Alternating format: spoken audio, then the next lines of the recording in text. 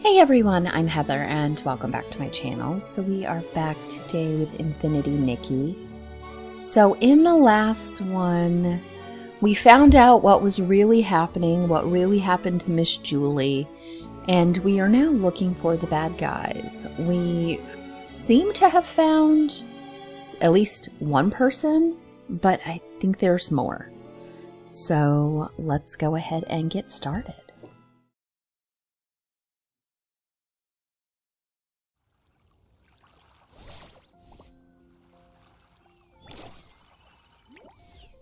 Alright, so I'm at my house because I was doing stuff.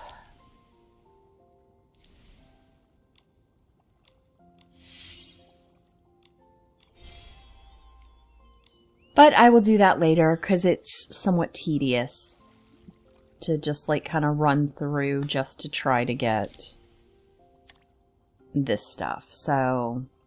and I've still got a lot of it left, but I actually don't have that much for this week. But I do have almost all of this done for the month. Considering it's Friday when I'm doing this. Let's get back to where we need to go.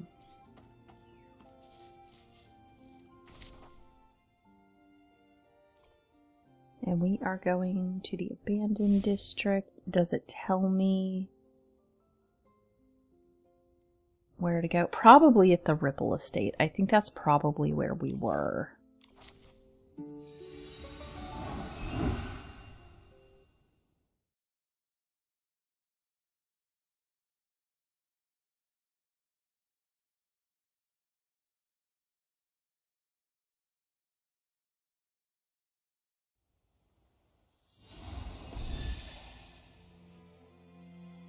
Alright. Oh no, it's the Barrel home, which is up here.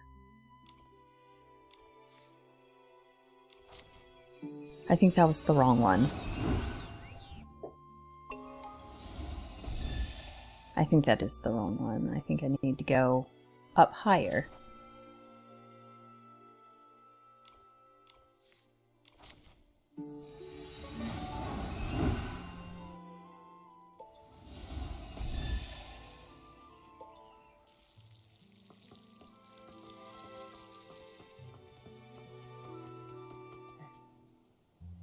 Yeah, here we are. When we found out Madame Julie faked her death and finally caught the suitcase thief, I thought we'd have this case all wrapped up. I didn't expect another PC would try to assassinate Madame Julie. Luckily, that mysterious Patchy PC was there, or things could have gone really wrong. Yeah, even though we still don't know who she really is or why she's doing all this, we definitely owe her our thanks. To be honest, with everything going on, I'm feeling pretty confused right now. Detective Nikki, do you have any new ideas? So far, we've solved the missing journal case and uncovered the truth behind the scraps of cloth in the suitcase. Madame Julie and Leora worked together to fake her death. But so many cases remain unsolved. The poison Dawn's first light. We never managed to catch who poisoned the Dawn's first light detergent.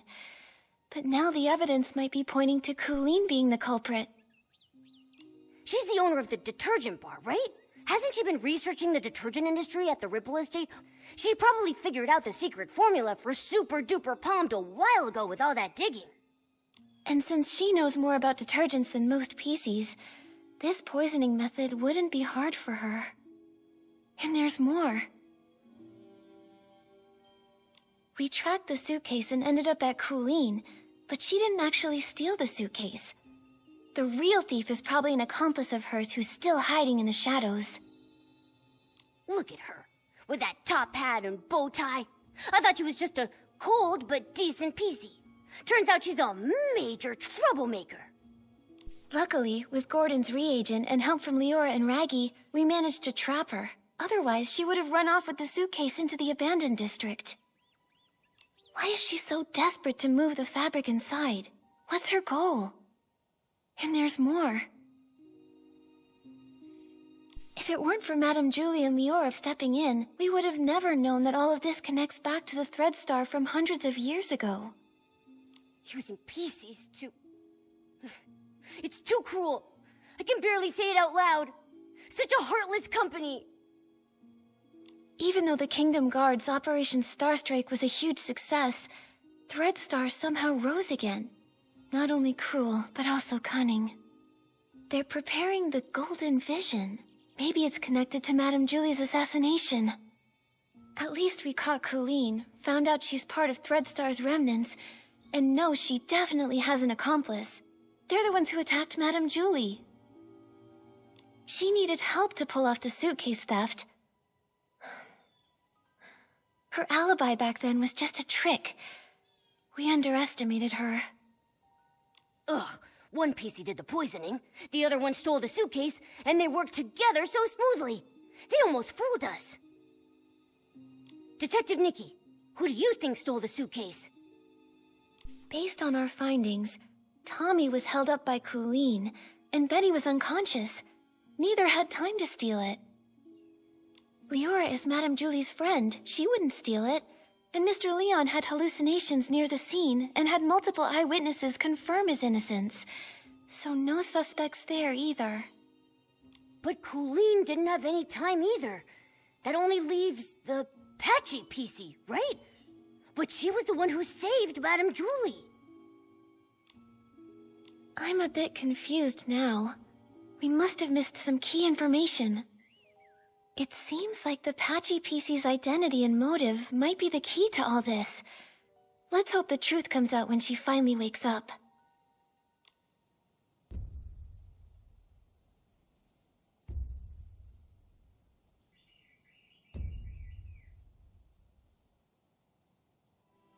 I wonder how the Patchy PC's doing.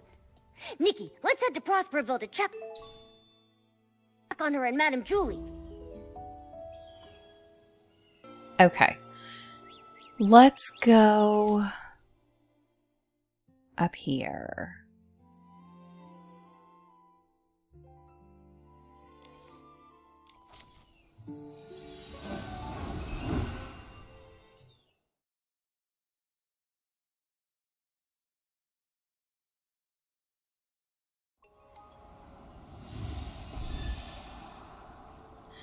Alright, so let's go wait for the Patchy PC to wake up.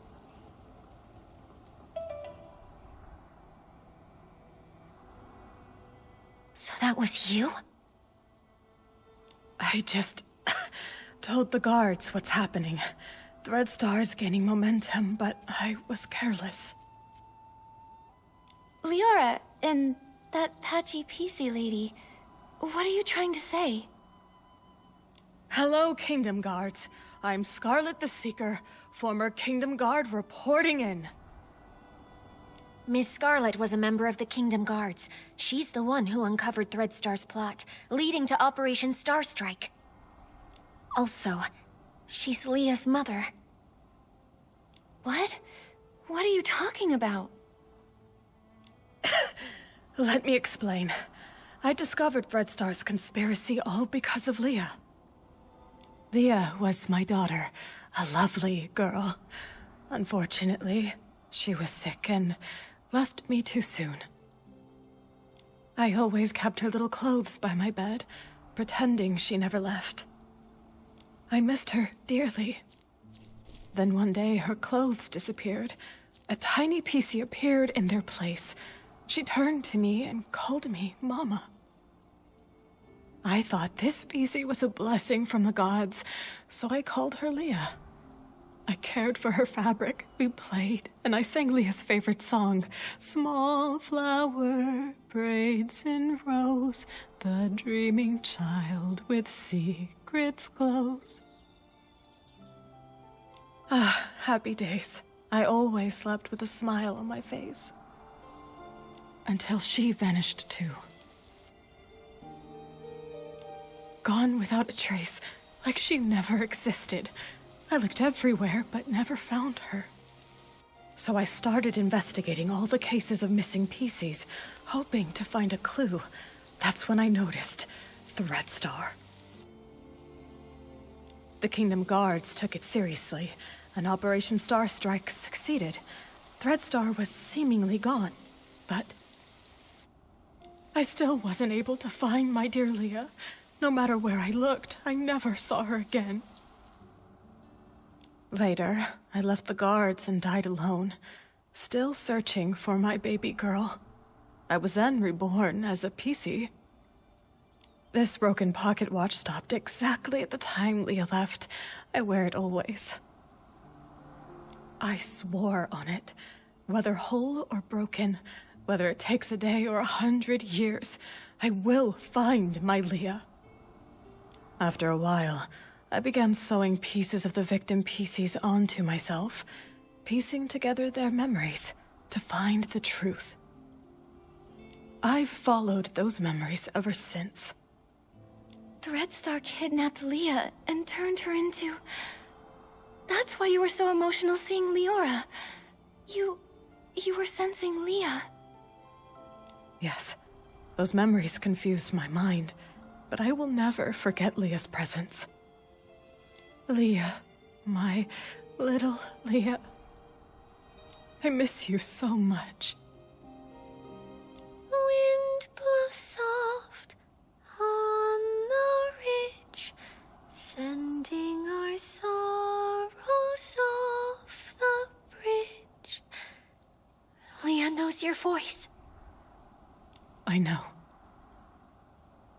I followed Benny here because I suspected that over the decades, he's been helping Threadstar pick kidnapping targets.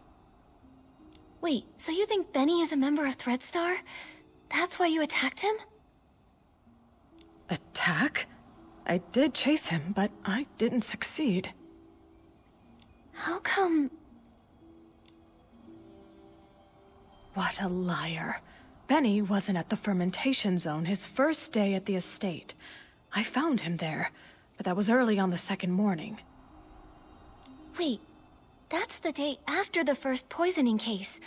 A whole entire day after Benny claimed he was attacked. His first day hiding in the estate, I couldn't follow him inside. The next day, I followed him to the fermentation zone, trying to catch him. I was distracted by a noise, probably one of his accomplices. He escaped, and I wasn't able to attack him. The so-called attack was just a setup. I understand now. We need to catch Benny quickly. Don't worry, Gordon asked Jenny to keep him locked up. Both he and Colleen have already been detained. Unfortunately, the PC who attacked Julie used some forbidden power to strike from a distance. I didn't see them, so I can't be sure if it was Benny.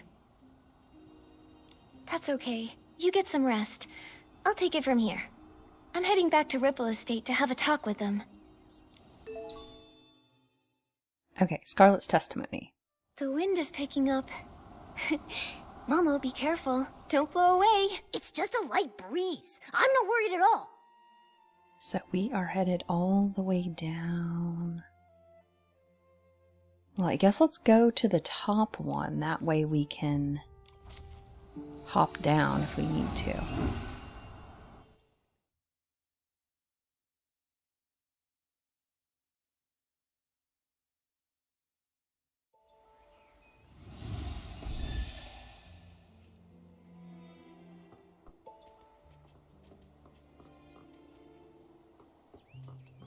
Are we looking for clues, or is this below us?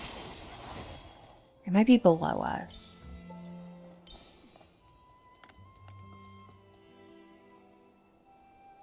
Ah, yes, it is below us. Okay. Let's see. How far? Oh, right there. Okay. There's Leora. Benny and Colleen are held in 2 nearby knock-knock cells. It also looks like the others found these shredded fabrics on Colleen, but she won't explain why she stole the suitcase. As for Benny, I have yet to see him. I heard he's insisting on his innocence and begging to leave the abandoned district. Suspecting an old friend must feel awful. Leora, if you ever need to talk, I'll be here for you. It's okay, Miss Nikki. After hearing about Miss Scarlet's investigation, had some doubts about Benny. After all, if it hadn't been for him, I wouldn't have started renting costumes from Threadstar. Huh? Didn't you start to suspect him when Threadstar got into trouble? Threadstar was popular then, and their custom stage costumes were in high demand. Benny was a perfectionist and wanted me to rent a magical costume to boost my influence. It wasn't that strange to me. So just like I never told Juliet about these things, I never told Benny I was investigating Threadstar either. But I never expected to run into him here, right when we were tracking down Threadstar's remnants. Returning to the abandoned district after a long time and running into so many accidents, it's hard not to be suspicious. Indeed. I've been afraid to face him because I'm worried I might get a bad answer. Leora, were you close to Benny in the past? Close? Yes, I suppose. As my agent, even though he was treated differently because of his facial scar, he always did his best to shield me from unwanted gatherings and fought for me to have more opportunities. I appreciated him. Benny said the scar was an old injury. Did he get it back then? No, it was even earlier. He was born from a torn piece of clothing. The owner of the clothing was a struggling actor who had an accident. It happened during a very dangerous performance. Both he and the costume were left with a permanent scar, and his dreams shattered. When I met Benny, he never really spoke about it, but kept washing himself and tidying the house, as if trying to repair every broken piece of his life. The pain from that accident, just like that scar, never faded from Benny's heart. Maybe because of this, he was a perfectionist and very strict with me, demanding I be a perfect star in everything I did.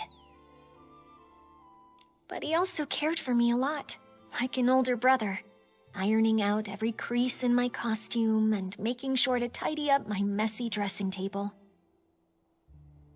At every performance, he stood backstage, applauded me, and gave me a bouquet of flowers. He wanted the spotlight on me even more than I did, as if the light could also heal his scars. Sorry for rambling. The most important thing to do now is to figure out what they're hiding. I think we can start by questioning him. If what I know about him isn't entirely based on lies, then he's not someone who's good at keeping secrets. All right, leave it to me. Momo, let's go ask Benny some questions. Okay. Is it now above where I am now? Or is it around? Let's go around first.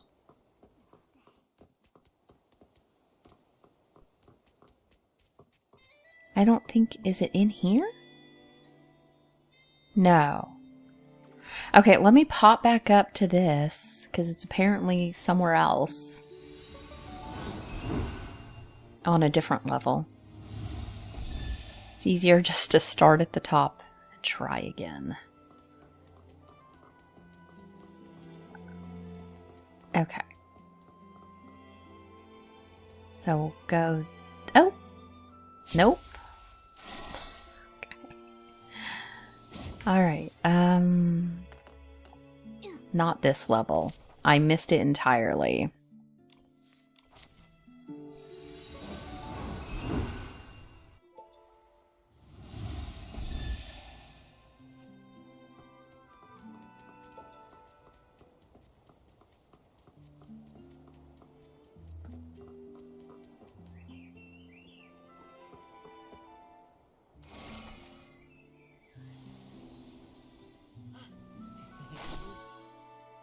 Okay, and then I believe it's the next one down.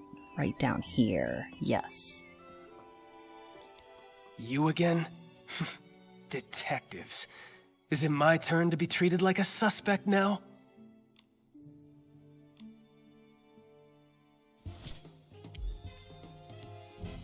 This is just a routine inquiry in the investigation, Benny. If you're truly innocent, I recommend that you cooperate fully and answer my questions seriously.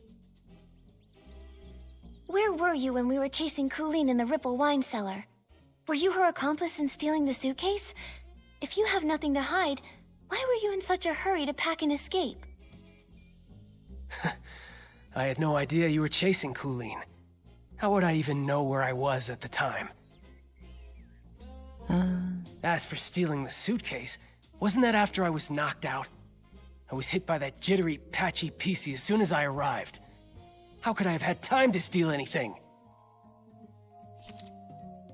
Okay, so let's look at our stuff. Benny's journal.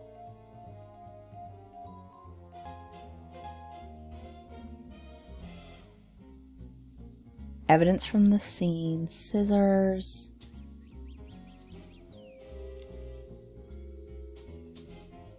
Let's do this. Benny, I'm afraid that what you don't know is that we've already spoken with that patchy PC you mentioned. What? That's impossible. That thing can't even form a complete sentence. How could you possibly... Miss Scarlet has finally regained her senses. She's not some evil PC like you tried to frame her as. In fact, it's the opposite. You're the suspect, and that's why she's been chasing you all along. According to her testimony, your alibi doesn't hold up. In truth, all that evidence was a lie you and Colleen came up with, wasn't it? If I deduced correctly, your arrival time in the abandoned district is accurate. Windy can confirm that much, so you couldn't have faked it. But everything after that? Completely fabricated. The day you arrived, you went straight to the Ripple estate to meet up with Colleen and set your plan to steal the suitcase.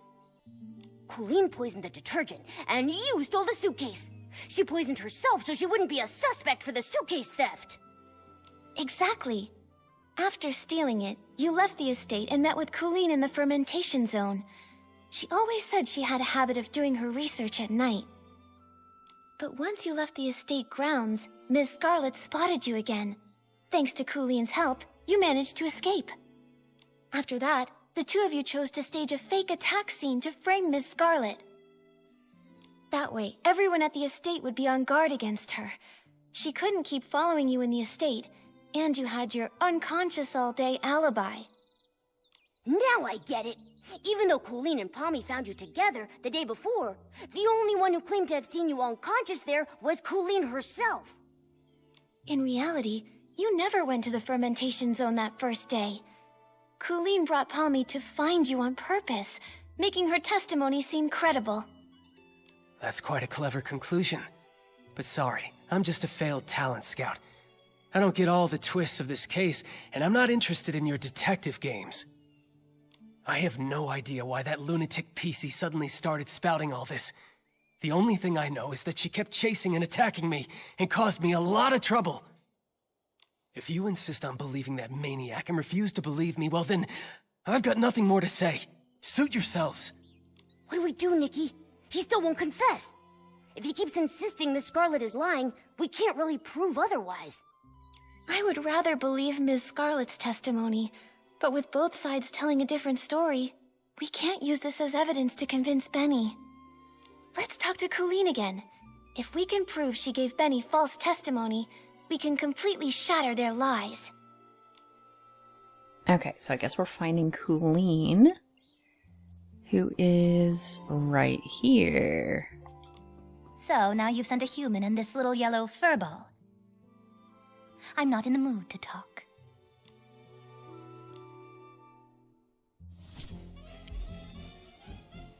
Colleen, refusing to talk won't help. Since you had the guts to steal Madame Julie's suitcase, you should have been prepared for the truth to eventually reveal itself. Since things have progressed this far, you might as well cooperate and tell us your reasoning for stealing the suitcase. You're so gentle with the birds, so why stay loyal to a cruel organization like Threadstar? Steal a suitcase? Nonsense. You were chasing me so fiercely that I got scared and hid for my own safety, that's all. I didn't steal anything. So open suitcase. This is the experimental fabric. Scraps carried by Colleen.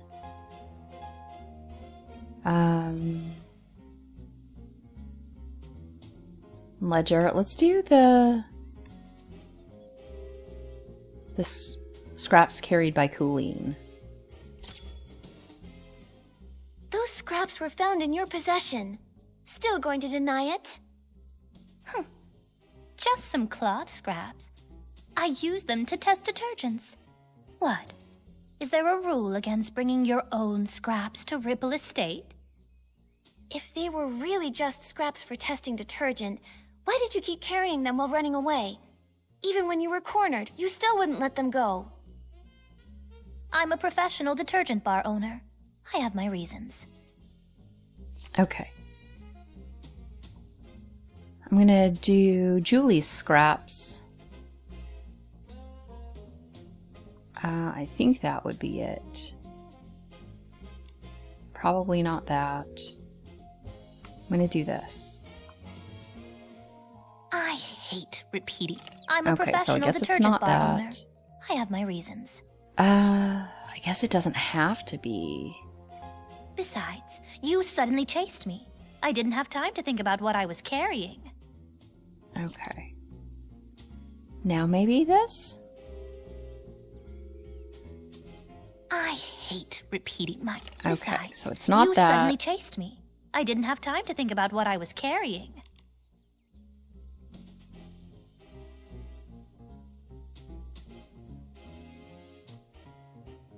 Is there another line? Let me look. If you can't prove where these scraps came from, stop wasting my time. Maybe that? I still think it's gotta be that. Yeah, it is. It was just the wrong question. Does this piece look familiar?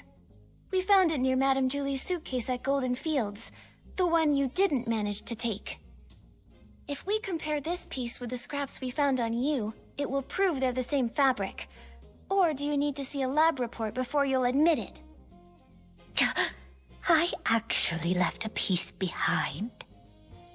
Looks like you just admitted to being the suitcase thief. Now, one more question. Benny was your accomplice, wasn't he? His so-called coma was just your cover. He was never attacked at all, was he? And what does it matter if I am the suitcase thief? Give it up. I'll never tell you anything else. As for Benny, I'd never seen him before I came here, and I'd never bother faking evidence for him. That total neat freak. I can't even be bothered to talk to him, let alone go out of my way to help him. This is the first time we've faced such a stubborn one, Nikki. We have to hold our ground. And what does it matter if I am the suitcase thief? Give it up. I'll never tell you anything else. Okay, let's see. Records the time when the suspect arrived in Golden Fields. Okay, this is... torn note found at the suspected suitcase thief hideout.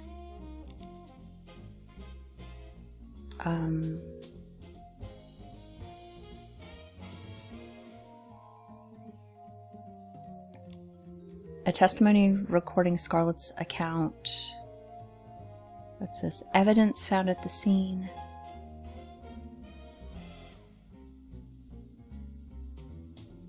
What's that?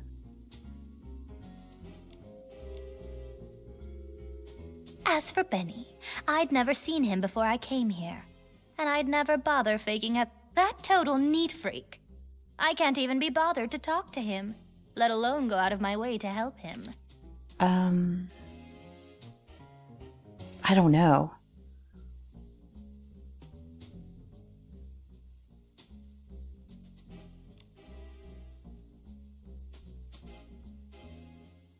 Maybe this? Why bother asking that total neat freak? I can't even be bothered to talk to him. I don't know. Let alone go out of my way to help him.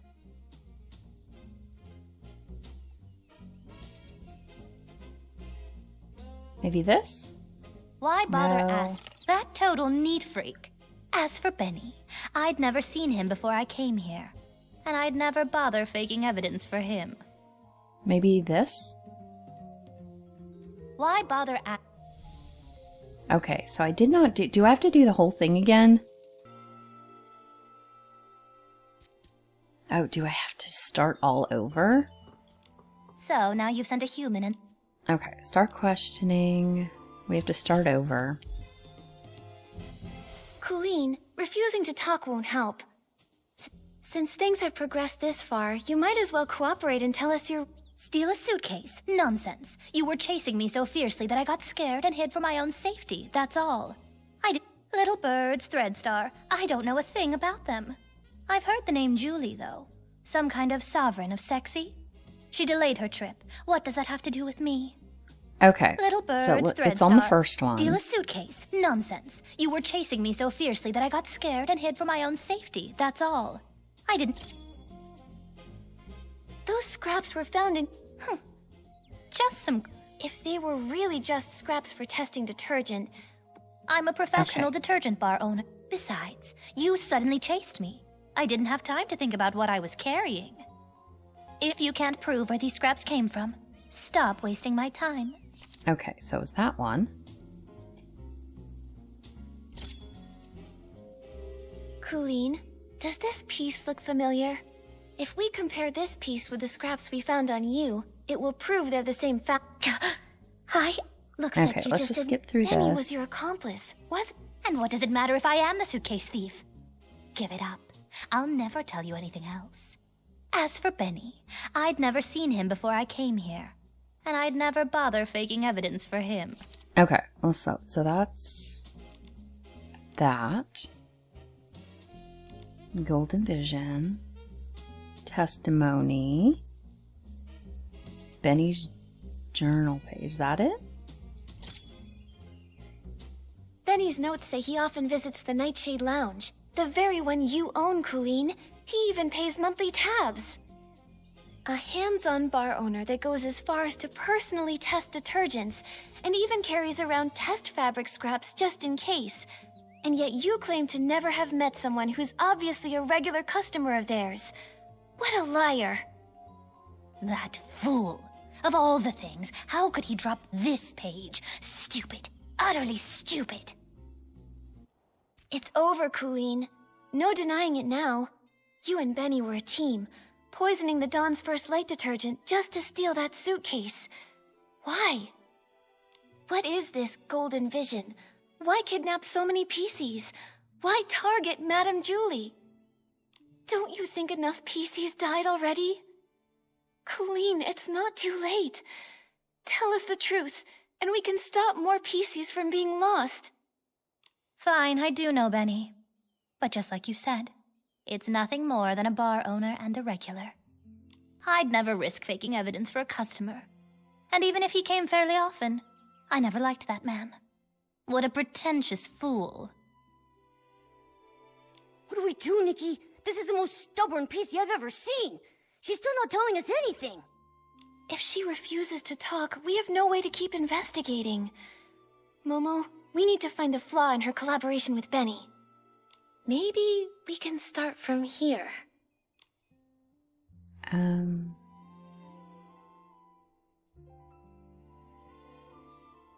The details from when Benny was found? I've got it! Colleen, could you please describe the state you found Benny in for us? If you are both telling the truth about what happened, both of your stories should match perfectly, right? Didn't I already explain when I brought that PC back? Oh, you know I hate repeating myself. I don't just want the broad story, I need the details. For example, what was the weather like that day? What scent of detergent did the fermentation zone smell like? And what condition was Benny in? Come on, Colleen. Answer these few questions and I won't bother you anymore. Fine. That early morning, actually, the very morning of the Dawn's First Light chaos, I went to check the fermentation zone and saw a buttonfoot and a white glove coming from the wooden barrel house. The weather was just normal. The air carried the scent of aroma lily, which gave me a headache. As for Benny, I thought he was just a worker resting. so I didn't pay much attention. I had no idea it was him. Then the next day, you brought Pommy with you, and he was still there. Pommy checked, and that's when you realized it was Benny, knocked out from the attack? Correct. But you already know that, don't you? The morning after the poisoning incident, the weather was fine, and the air smelled of flight fruit. He was lying in the exact same spot, still unconscious. Just one blow to the back of the head, and he is out that long. How pathetic. Now, is that enough? Don't bother me anymore. Okay, I guess we're going back to Benny. Come on, is this ever going to end? I want to go home, you hear me? Home!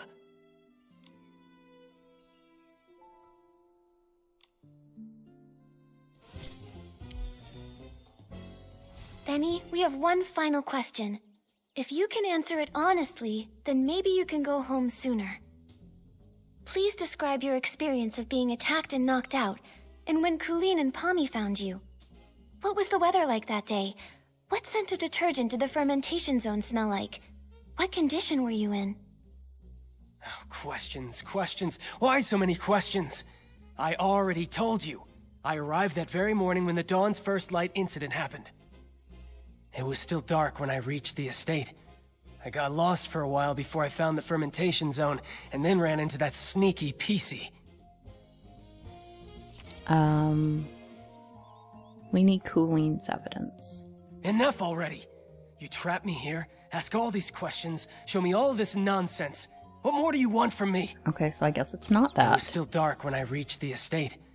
I got lost for a while before I found the fermentation zone, and then ran into that sneaky PC. As for the weather, it was pitch dark. Who knows what the weather was like? The scent? Probably something like wool fruit. I was really tired at the time. I just wanted to ask for directions. That's where it comes in. Is that all true? Because that's not at all what Colleen said. Take a closer look. Her account of the first time she saw you doesn't match yours at all. What? It should match. I was just lying there unconscious and... You noticed too, right? She said the fermentation zone smelled of aroma lily, but you said wool fruit. If I didn't know any better, I'd say one of you wasn't there. I just got it wrong. It was a mistake. Benny, don't you think it's a bit too late to change your story and say the scent was aroma lily? Aroma lily's smell is so distinct. No one would believe your side of the story now. The fermentation zone always starts releasing the scent of that day's ingredients after 3 a.m., but you and Colleen described completely different smells. If you're not lying, then how do you explain that? No, I just made a mistake. I didn't... No, I never smelled anything. You pressured me into saying something, so I just blurted it out. Wait, I remember now. It wasn't past 3 a.m. when I arrived. I got to the abandoned district by 2 a.m., so I wasn't lost that long. Let's see. That's that. Golden Fields. Arrival times, maybe. There's no way I would be foolish enough to say what I smelled was actually aroma lily. I'm not lying. I just misremembered the facts. Wait, I remember now. So it's not that. It wasn't past 3 a.m. when I arrived. I got to the abandoned district by 2 a.m., so I wasn't lost that long. I wandered a bit after that, of course, but not for long.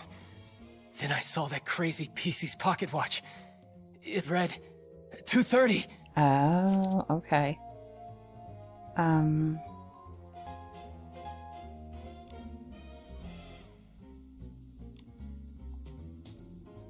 It would have to be the broken pocket watch.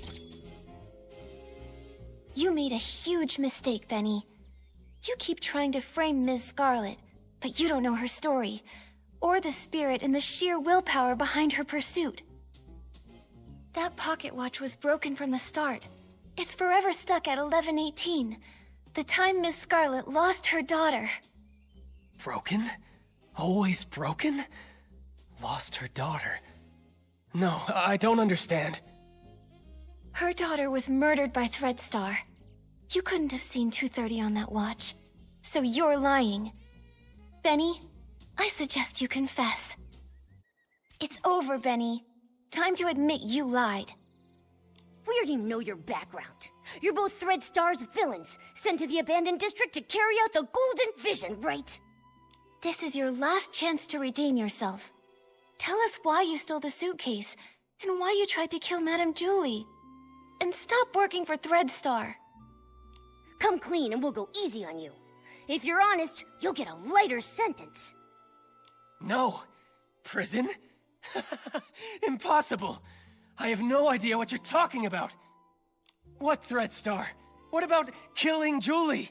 I don't know anything. As for the scent in the pocket watch, who knows?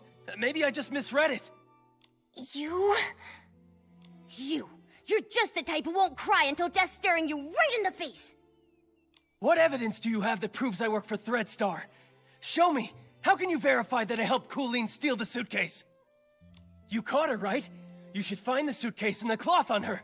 If so, then lock her up. You're ruthless. Your ally doesn't matter to you at all? Why should I care about what happens to her? I just want to go home already. I don't want to stay in this place for another moment. Go away, detective. Without solid evidence, don't expect to hear another word from me. Nikki, looks like they're both refusing to cooperate. We should figure out our next move.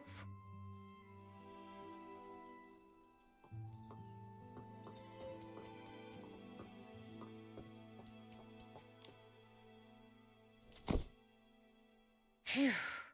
These two are hard to deal with. They're starting to crack, but they still won't confess. Don't lose hope, Momo.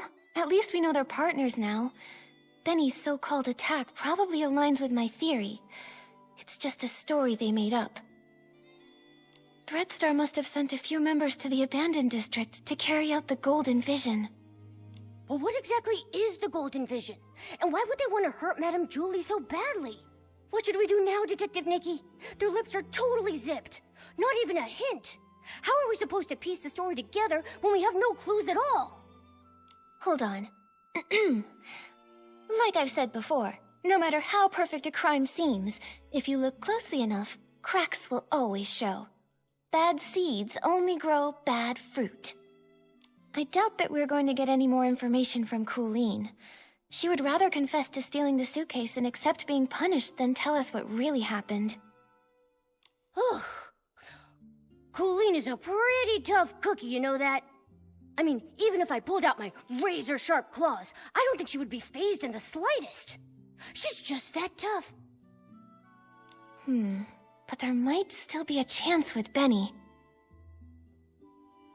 He's desperately denying it, and he insists there isn't any evidence. But if we find solid proof, we might crack him. Unfortunately, the assassination attempt on Madame Julie has no witnesses, and it's hard to find clues from the Esslings. That route probably won't work. Should we start with the missing suitcase case? Yeah. If we can prove that Benny stole the suitcase during all of the detergent poisoning chaos, he won't be able to deny it. And if we can prove Benny's a member of Threadstar, identifying his motive, he probably won't have much of an argument. Makes sense. Detective Nikki, where do you think would be the very best place to start looking for evidence? Your trusty assistant Momo is here and ready to go whenever you need me. Just point me in the right direction and I'll get on it right away. Whether it's Threadstar or Benny, the PCs in the abandoned district might not be familiar with them. We'll probably find clues asking guests from Sichia. How about we start by talking to... maybe Tommy? Tommy! There was a lot of evidence in his old newspapers. It's possible he knows even more about Benny's history. All right, let's get going. With Nikki on the case, we've got this. Okay.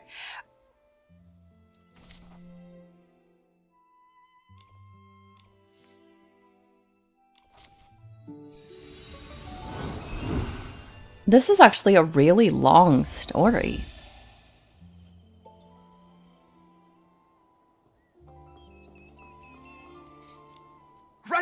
on! Even if I don't make the headlines, at least give me a sidebar mention. Hey! Why, if it isn't Nikki herself! Oh, thanks to you, I was able to dig up the tune that Cersei used to whistle. A melancholy girl gazing at the wheat fields. This means... It means you're really talented to dig up such details. I wonder if you know Benny just as well. That guy only has Madame Julie and Cersei on his mind. Ha! Don't underestimate me! In just a few days, I was able to uncover nearly all the secrets held by those folks from Sicia. Everyone except, of course, for the mysterious Leora. Yeah, but that's only a matter of time. Please, tell us. Benny? He was a great talent scout who made Cersei famous back in the day. They were both incredibly close to each other. When Cersei won the Golden Sicia Best New Artist Award, Benny cried so hard backstage he couldn't even keep his sunglasses on. Ever since Cersei unexpectedly died, his career dried up. Now, even the drink shop thinks he's bad luck and won't hire him. Yikes! That workplace environment is just brutal. After all, his temper and the scar on his face didn't win him any favors. Not to mention his time in prison. Prison? What happened? I remember it had something to do with Threadstar. Let me check. That briefing was stolen by Mr. Leon. He shouted, "Oh, the ink upon every single one of the newspapers will forever be my stage! I can't wait to get to Barrel Grove and share my art again!" After declaring that, he left in quite a hurry. Who knew that even columnists have to watch out for robberies too? I'll be avoiding him from now on. Sounds like something Mr. Leon would do. I think we should avoid him too. Nikki, what do we do now? We do need to look for Mr. Leon. Mr. Leon was also at the scene when the suitcase was stolen. Although he was caught up in a hallucination at the time, maybe now he can remember the more overlooked details. Ugh. If he's off performing some one-man show again, then it looks like we'll be in for a real dramatic time. Ugh. Let's just go wait for him near the Barrel Grove. Okay. Barrel Grove. Barrel Grove is down this way.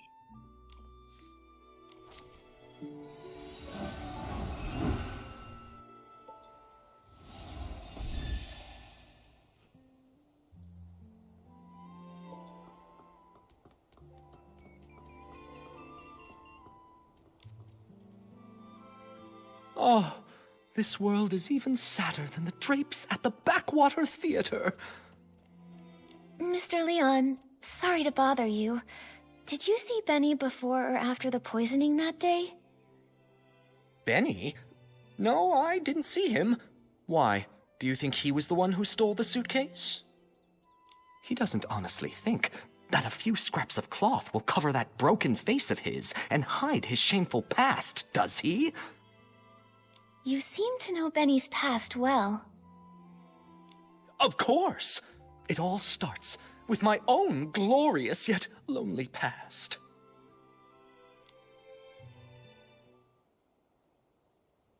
A boy more fragile than an unfinished script. When he arrived in Sicia, his dreams were even bigger than the city. Even though he had already become a piece of living art, that era of foolishness trailed behind his shadow. On snowy nights, his monologues put the basement's hairband slugs to sleep. The applause that should have followed, lost along their way. Until one day, a kind gentleman gave him a gift, powerful enough to shake the world, whispering, "Wear it, wear it." He knew everything has a price. Nightmares, pain, reminding him of their existence. He went back to perform the fool's submission again and again in hopes to awakening this ignorant era. But he fell, forever left upon the platform leading to his dreams. Could that man be from Threadstar? Ugh. So they used everyone's dreams and it cost your life. But, what does this have to do with Benny? Dear audience, don't be like those who know nothing of art, ready to tear away fate's every secret. Intermission time! Shall we have a little preview of Act 2? Look at you, such furious faces. Surely you've seen through the gods' twisted little trick. Such pitiful jealousy, too afraid to let the true starlight fall upon me. Sending that evil messenger, Benny, with fake generosity and kindness, politely selling costumes to me, all secretly marked with the price of downfall. I mean, Benny was Cersei's only agent. I never suspected that he could possibly be one of the culprits behind selling all those stage costumes. This is truly shocking. And now it's clear. He really is connected to Threadstar. This is exactly the evidence we're looking for. Mr. Leon, thank you for your help. I never expected that you too were hurt by Threadstar, and never got to perform your solo show. It's fine, it's fine. Every step on stage I make now is rehearsal. All in preparation for the full submission. Just wait and see. The boy who fell on the platform will be back, carrying all the scripts rejected to expose this fake world. Nikki, can we finally take down Benny now? Let's expose Threadstar's whole scheme and reveal the truth behind everything they've been hiding. This suggests a link between Benny and Threadstar, but we'll still need solid proof that he's the one who stole the suitcase if we want to expose his secrets. But no one suspected Benny when we investigated the suitcase theft case before. Where do you think we should start digging from here? Miss Nikki, there were plenty of audience members obediently seated under the stage that day. Why not go ask them? You mean... Oh, right! We questioned Squeaky and Belford, but we got caught up with running around. We haven't even interviewed Leora yet. Maybe she'll link Benny to stealing the suitcase. Then what are we waiting for? Come on, let's find Leora and ask her. Okay, Leora.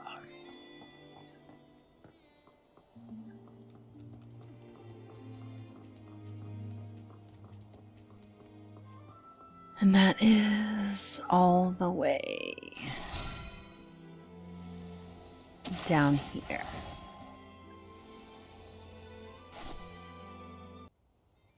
I think I was here. And then... Leora, are you recalling what happened the day the suitcase was stolen? Miss Nikki, yes. While you were all busy with the questioning, I just stood by doing nothing. I felt so ashamed. I thought that if I could recall some overlooked details, maybe I could help.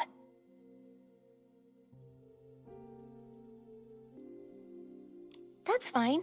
In fact, we were thinking the same thing. We came to hear more about that day in detail. Of course. As always, the first to receive the Dawn's first light that morning were the on-duty staff, so they would be able to quickly return to their posts. After I applied it and was about to head back, I noticed some staff were already showing symptoms. I had a bad feeling, so I ran here, hoping to meet Gordon. When I arrived, I saw Squeaky pressing juice there. She's usually really energetic, but at that moment she seemed unusually agitated. If you say so, it really sounds like she must have already been hallucinating back then. She was talking about flying fruits, runaway bags, all sorts of impossible things. At the same time, I saw Belford approaching. He carried a bunch of detergents, but was already unsteady. It sounds like Belford was about to hallucinate too. I wanted to help him, but I quickly started to feel dizzy myself, stumbling and bumping into him.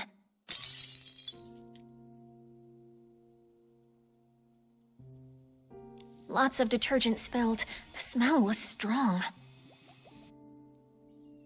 Oh, this must be the fragrant fireworks Belford told us about. What then? Then I started hallucinating too. I can only remember some fragments. A yellow bulkhead with 2 blue-purple horns, wearing a blue-purple jewel on his neck. Well, I thought the bulkhead might charge. While dodging it, I bumped into a sack, and I think I may have cracked it. Do you think that bulkhead could be Belford? I remember his yellow hat having 2 blue-purple patterns. Just a thought. That's a possibility. Then suddenly I heard a loud shout ring out. "You'd rather have perfect wheat fields than accept the Barasant I bring!" Something like that. That has to be Mr. Leon. I think your version of this line is better than his original. That was him. I was startled then. I saw the bulkhead run away, felt danger was coming, and left quickly. It looks to me like both you and Squeaky were scared off by Mr. Leon's shout. When I came to my senses, I was at a remote water spot, soaked through, and there was no one nearby. So that's what happened. We met the other witnesses Leora mentioned to us, but I can't shake the feeling that something is off. There should have been one more PC there, the thief. They couldn't have disappeared without a trace. But what exactly feels wrong? Don't rush things, Miss Nikki. Maybe we can simulate an interrogation. Treat me like a suspect, find any inconsistencies in my story. Maybe the truth is hiding in plain sight. Great idea. We should get started.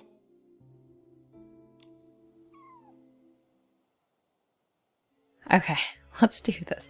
They're doing this an awful lot. Ready, Miss Nikki? We'll start when you are. I liked the mechanic, but it's a lot of them.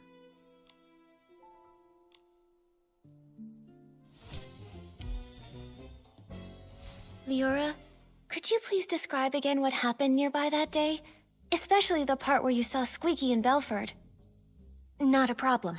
When I arrived here, Squeaky seemed already caught up in hallucinations, pressing juice with wild agitation. So it wouldn't be that. It wouldn't be the schedule. Detergents. Belford, Squeakies.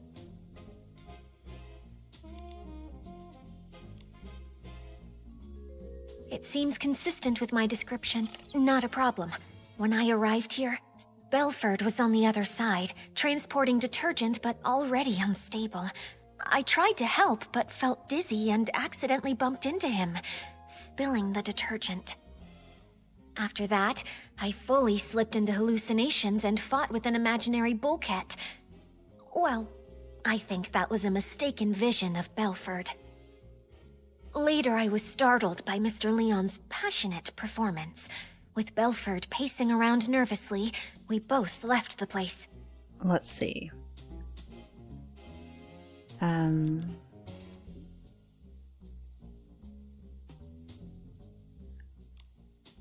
That's Quirky Gordon. We don't need that.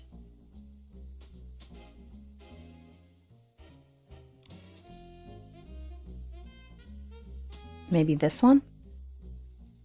It seems consistent. Later, I was startled by Mr. Lee. That totally not Palm special blend must be really potent. The hallucinations everyone had were so different. Detective Nikki, do you see anything suspicious? Not a problem.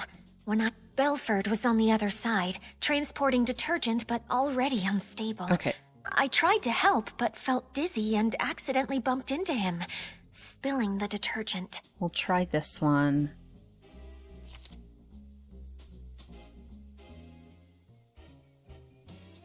Maybe the bottles of detergent. We found those. That's right. Got it. Leora testified that she bumped into Belford and accidentally spilled detergent all over the place. Since both of the hallucinating PCs left after that happened, there's no way they could have neatly arranged the detergents found in the corner. But last time we investigated here, we saw lots of organized detergent bottles near where they bumped into each other. Someone stood the bottles back up, and that PC who did so is very likely the culprit.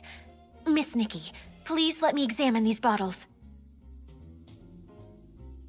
This one's scent. It's Benny. Why do you think it's Benny? I'm not sure you remember, but I mentioned when Benny was my agent, he was incredibly attentive, helping me organize clothes, even tidy my dressing table. Scripts I carelessly left lying around would be stacked neatly, and any makeup I may have spilled on my desk would be arranged just like these detergent bottles. I should mention, this detergent scent is the one Benny usually uses. We often see Benny washing his hands. It seems he always carries detergent with him. Yeah, although this fragrance he usually uses is quite common and very mild, when placed alongside these other nearly scentless detergent bottles here, you can still figure out the difference between them.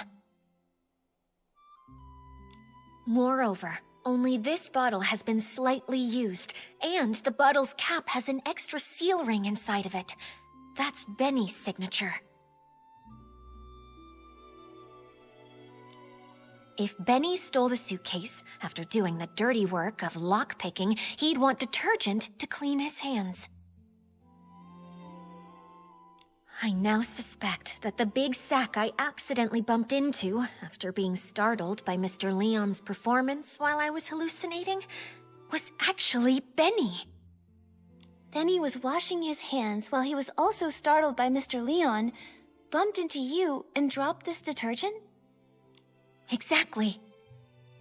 That's definitely possible, but so far, it's just speculation based on Benny's habits. It's hard to prove.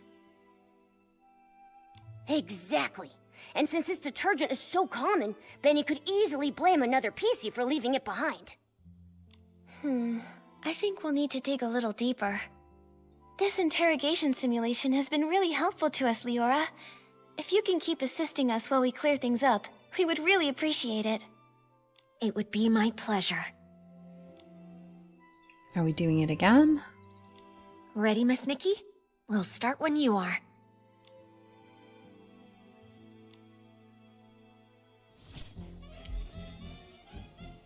If this bottle of detergent with a different scent really was dropped by Benny... Oh, I see. In that case, there's still one suspicious detail. When Benny was looking for the detergent that he had dropped, he tidied up the spilled bottles by force of habit. But if he had the time and energy to do that, how could he have not taken the detergent he actually dropped? Indeed. In his case, not having detergent is probably as bad as not wearing clothes. I think maybe he did take a bottle of detergent, just the wrong one. Miss Nikki, what do you think? Okay, so that's the formula. Probably not that. Probably not the patrol schedule. Benny's journal. Probably not that. Probably not that.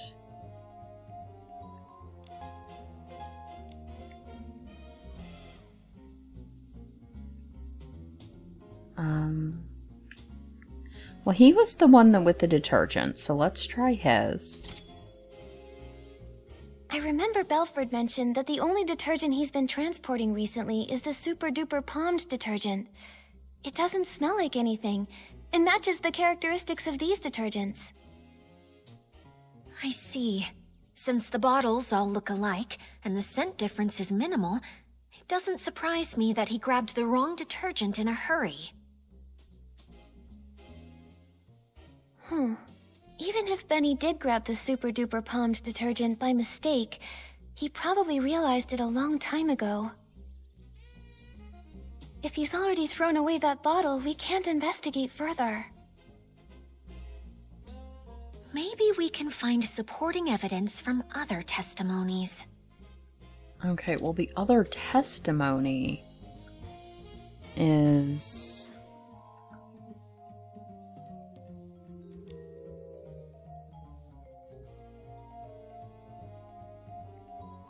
Well, let's check the other question, too.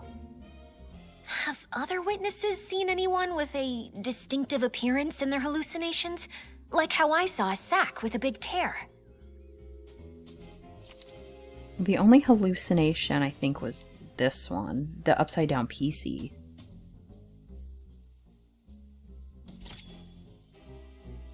Oh, Squeaky said she saw a big sack split open after being scared by another noisy sack. Maybe what she actually saw was Benny, who got a big shock from Mr. Leon. That's definitely possible. Looks like I'm not the only one who saw a hallucination resembling Benny. So the truth has been right in front of us all along. We just didn't see it. Great! Now we have both the detergent he dropped and the descriptions mentioned in everyone's testimony. Nikki, can we go interrogate Benny now? I'm still a bit worried. Will these ambiguous pieces of evidence really make him confess? I also feel something's missing. From what I understand of Benny, the more stressful the situation, the more eloquent he gets. We've seen that behavior before. Even with a mountain of evidence, he just keeps arguing. Hey, could this be a trait of a showbiz manager? Huh, you could say that. In the ruthless entertainment world, it was a skill he really took pride in. Given his personality, when faced with this evidence, he'll probably claim he was poisoned and ran to the scene, but he'll firmly deny touching the suitcase. Yeah, I can picture that. Looks like we need solid proof to show he did actually come into contact with Madame Julie's suitcase. Leora, please help me one more time.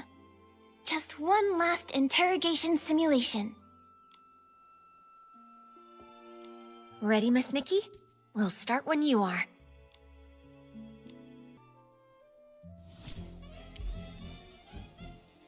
I think the key is right here.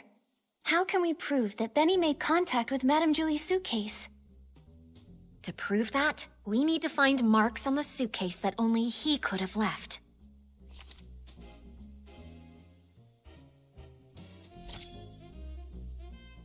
Madame Julie's suitcase is covered in dirt and scuff marks. If Madame Julie saw it, she'd be upset for sure, but she carefully picked the fabric for this suitcase. It shouldn't be this fragile. Dirt or wear and tear, these might be the crucial clues to cracking the case.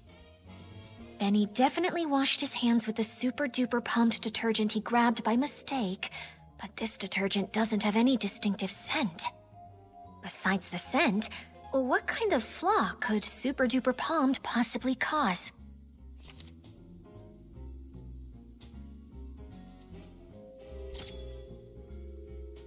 Alan once told us that Super Duper Palmed can amplify the effects of other types of detergent, so powerful that the estate won't even sell it to any outsiders. That's especially true when it's combined with One Breath Bliss and One Wash Fresh detergents. So that's it. Madame Julie's suitcase has always been maintained with One Wash Fresh, and that detergent has deeply soaked into the fabric. That's why Gordon could make a special tracking reagent to help us find the suitcase. But when One Wash Fresh is mixed with Super Duper Palmed, it becomes a detergent with cleaning power that's too strong. The marks on the suitcase aren't from wear, but damage caused by washing. Oh, during the theft, the suitcase was covered in dirt, and Benny washed it with the detergent he had on hand, but the two detergents combined, damaging the fabric. Exactly. It's probably because he realized the fabric was getting damaged that Benny didn't dare keep cleaning. Otherwise, with his obsession for cleanliness, he wouldn't have tolerated so much dirt still on the suitcase. Leora, could you help think this through? With this evidence, is there any way he could still deny it? Considering Super Duper Palmed is not officially sold outside the estate, this evidence is quite conclusive. If he were desperate enough to fight back, maybe he would try to claim the marks were there before the theft? The picture... What's this? Julie's notes? Maybe the picture. This is it! This is the photo Palmy took when the choo-choo train delivered Madame Julie's suitcase. Look! The suitcase looks perfect here. Those obvious wear marks must have appeared after this photo was taken. Miss Nikki... No, Detective Nikki.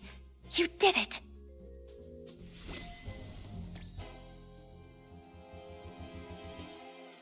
Okay, can we be done with the interrogations? So this is what really happened that day. While everyone was hallucinating, Benny snuck onto the scene. No one knew that a new guest had arrived at that time, except for Colleen. After stealing the suitcase, Benny washed his hands out of habit, using the detergent he'd brought. Then, Mr. Leon shouted his lines, startling all the PCs. Leora knocked over Benny's detergent bottle. When he went to pick it up, he couldn't help but organize the scattered bottles.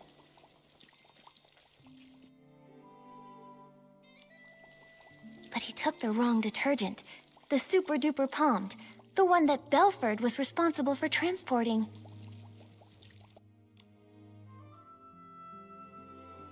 Then he left with the wrong detergent and the suitcase. The estate was chaotic during those few days, so no one saw the detergent bottles lined up in the corner. Later, because the suitcase was so dirty, he tried cleaning it, but didn't expect the reaction between Super Duper Palmed and One Wash Fresh already soaked into the fabric would wear the material down. Bad seeds only grow bad fruit. Eventually, he left behind a flaw. Why did he choose this path? He cares deeply about his wounds, yet he joined Threadstar, tearing apart his own kind. Leora, we still don't know how deeply Benny's involved. Let's talk to him first, before we make a call. Yeah. Although he definitely helped steal the suitcase, we haven't found any other clear sign of wrongdoing. The ledger isn't his, and the Golden Vision notes aren't with him either. He already served a century in prison and got hit by his own accomplice. Before we jump to conclusions and decide whether he's truly a bad PC or not, we need to gather all the facts, piece everything together, and see the full story for ourselves. Prison? I guess I didn't know everything about him. Actually... It's fine, Mr. Momo. Thanks for helping uncover the truth. If Benny really is a key member of Threadstar and tried to harm Madame Julie, I'll personally bring him to justice. Even if he's got his reasons, or if he introduced Threadstar to me, even without meaning to, I want to hear it from him directly. Right. Before we find Benny, let's take this suitcase to Alan's for an inspection. With a Alright, let's go! With Nikki and Momo on the case, and Leora helping out too, there's no way we can fail. We're definitely going to catch him. Okay. I really thought this would be done. This is quite a long story. But as we're not going directly back to Benny now, I'm going to go ahead and end this episode here. Hopefully we'll finish the story up in the next one. So yeah, that's going to be everything for this time. And I will see you guys next time. Bye!